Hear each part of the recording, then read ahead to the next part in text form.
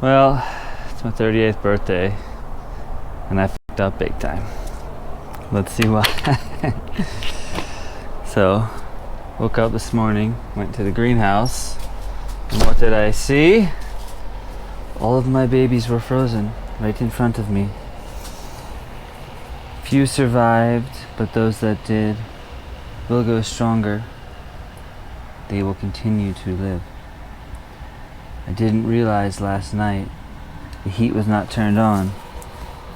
It was a huge blight. So now we learn to tell the tale of why greenhouses sometimes fail. What you working on there? Little Anna with all of its babies. So they just pop up on their own?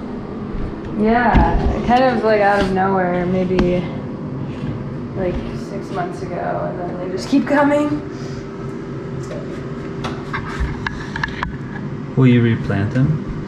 It's good to repot them once they get about like 6 inches. So like this one would be good to repot, but they keep popping up with new ones, so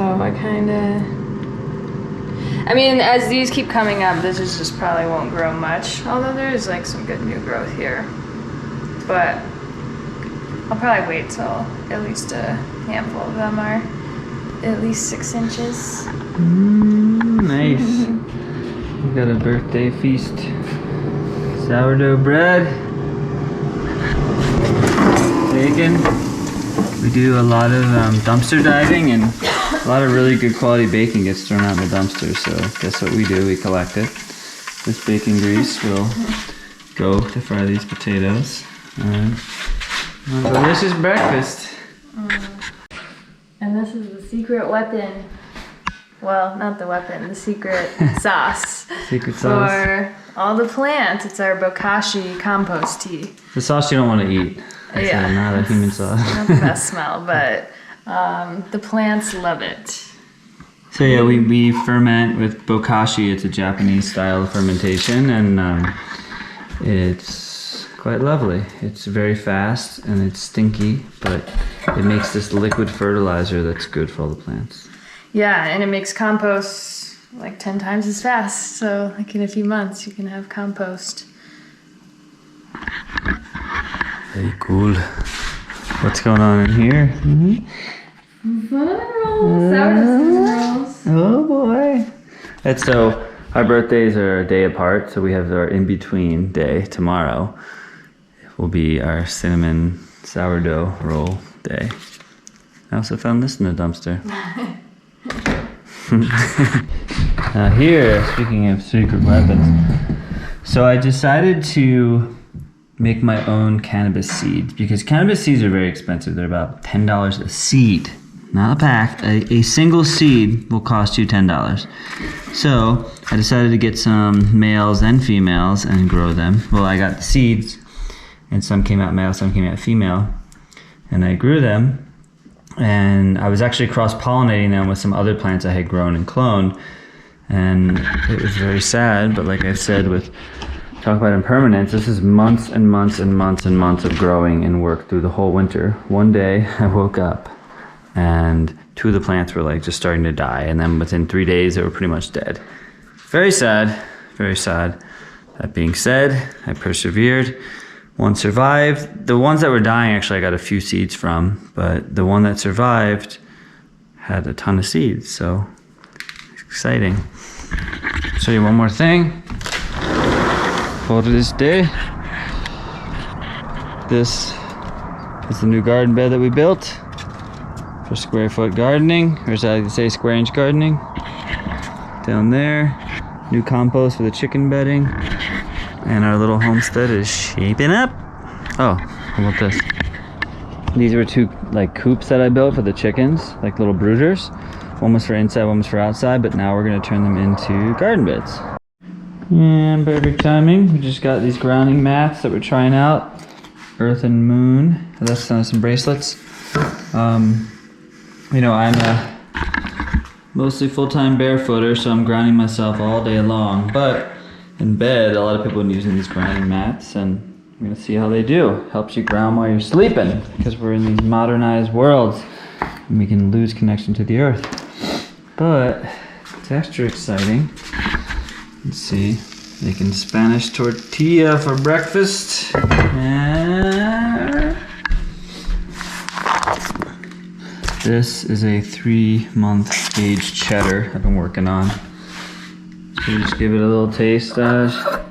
Yeah. Just a tiny sliver. You know, gotta open up new projects during the birthday.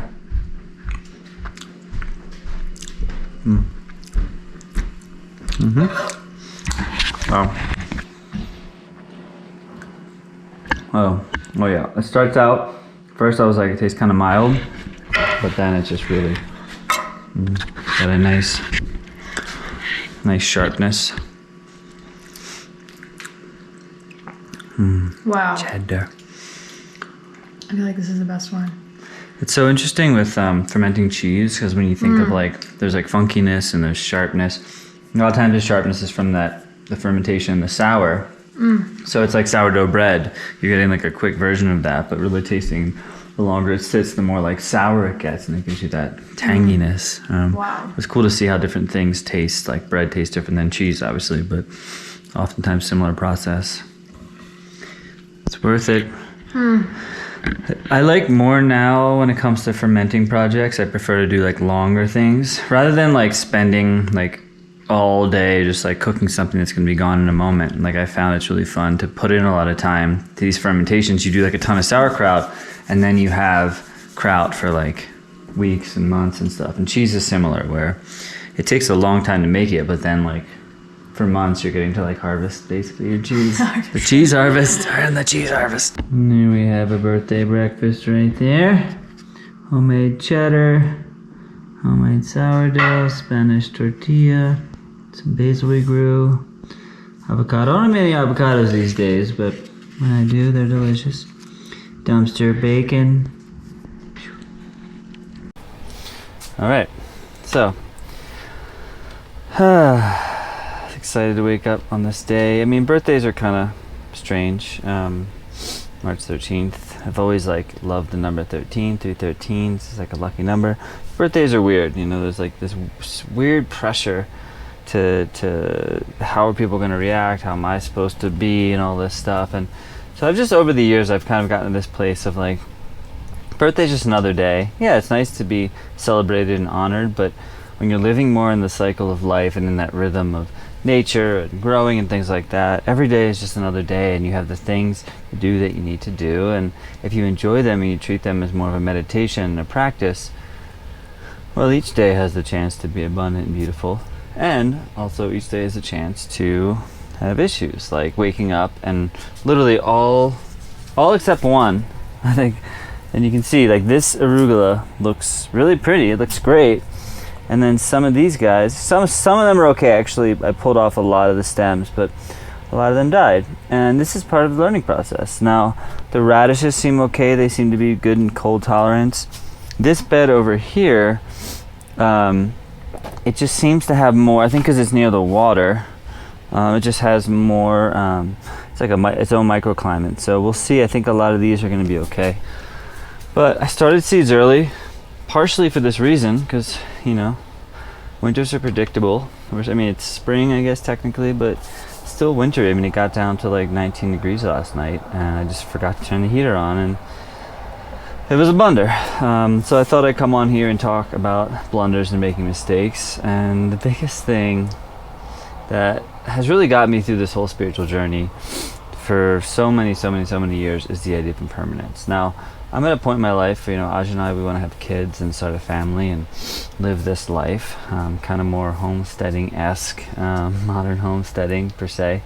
But I'm at a point in my life where, you know, I have gone through enough loss and had enough experiences where impermanence has continued to lead the way.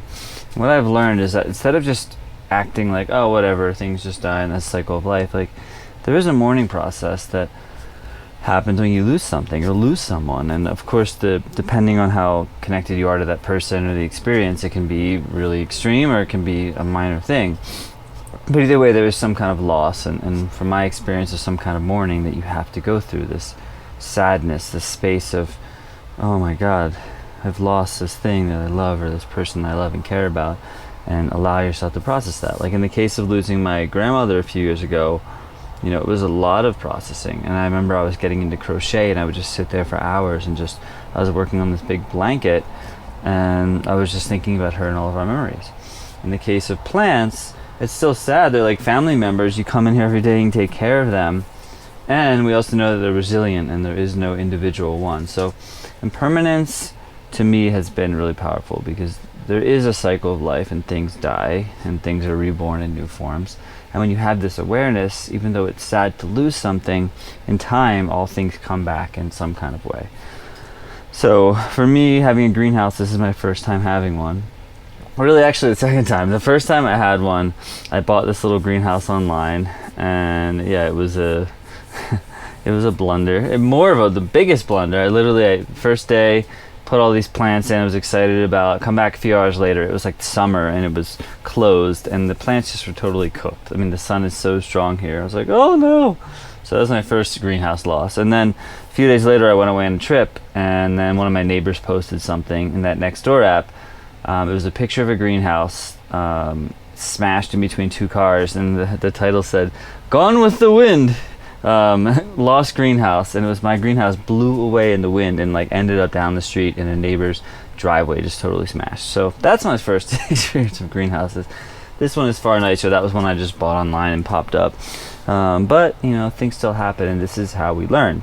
And this is why, as much as I appreciate information out there and people sharing, you know, and I like to get inspired, at the end of the day, you need to put your hands in the dirt, get your hands dirty, and you need to be able to make those mistakes. And I'm saying you, I really mean me, and if you feel resonant with that and you know what I'm saying, I learn everything ultimately from making mistakes. The reason I can cook well is because I've messed up so many things in the kitchen. It's not because I became a good cook just by like doing it more. It's like I made so many mistakes that I learned all those little intricacies. So we can see things as failures and as messing up, but everything has its purpose. And sometimes in the moment when something goes wrong, like a greenhouse dying, it seems like, oh God, oh no. I woke up this morning, like it's my birthday, it's birthday day, whatever, and then, oh my God, I forgot to turn the heater on. So that sucked. But when you look back, that's when things start to click. That's when it becomes this like, oh, wait a second. Because that happened, I learned about these plants in a different way. Or maybe this one plant somehow survived the frost, and you know, it's becoming this really strong, hardy plant. Some of the plants that I didn't expect to survive did survive. I have this little tomato seedling that I just put in, and it seems okay. So yeah, it's kind of wild. Who knows? And again, this is another good thing to talk about on a more practical level, microclimates. This greenhouse isn't just one entity. There's a lot of different things going on. So if you look at that, that's filled with water that helps regulate temperature. Those are filled with water. There's different spaces and different pockets. In some areas, things are going to be warmer than others. So that's the cool thing about microclimates. You have microclimates all over your property. Even in your house, you know, a basement's going to be different than an attic. Attic's probably going to be hot. Heat rises. Some places are more dry. Some places are more humid. And when you start to understand how your house works, and I like to get these little things are great. They're pretty cheap. You can find them online. They just measure humidity and they measure temperature. And I put them kind of all around my house. And then I get a sense of like what's what, you know, how are things working? Is this area more humid? Da da da. And I can say, okay, this is a really humid area. This is great for making X. Or this is a dry area. This is great for making X. So even if you don't have a greenhouse and all these things, you have a room that has probably more light in it than other rooms, and you get creative and you learn. So let's go check on the chickens. So the chickens are cold hardy because this is their third night out, and they get to 19 degrees. I did not put a heater in there. And look at them, they're happy. Hey guys. So right now I have them in their coop, but I made this little open space just so they can be outside, because I want to keep them in their coop just to kind of get used to being in their coop for a little while. Oh, somebody found something good. Whoa, look at that guy. Speckled Sussex, he's a new friend. There's Henrietta, she is the leader of the pack, no doubt. Hey, there's Goldie, haven't named them all yet. There's Bruce Lee. Yeah, but it's exciting. It's interesting too. I was thinking about chickens because people keep saying, "Oh, you're gonna lose some. You're gonna lose some. Get more than you need because some are gonna die." And sometimes it's nice to visualize yourself in like 10 years from now. Just imagine, like, wait a second. Like right now, I'm going through the hardship of learning and having these struggles and things with chickens. But it means I'm expanding and I'm growing. I'm trying something new. But imagine in 5 years, 10 years when I've had chickens for 5 or 10 years and I just like fully dialed in. Of course, things always come up, but it's fun to just like realize when you think about now and who I was 10 years ago when I was 28, completely different reality. And at the time, I thought that was the best reality possible that I could be living in, and there was a lot of struggles. And now I'm 38, 10 years past, and like the amount of stuff that I know and understand is just mind-boggling. So may I leave you with that. Continue to grow, and see you soon.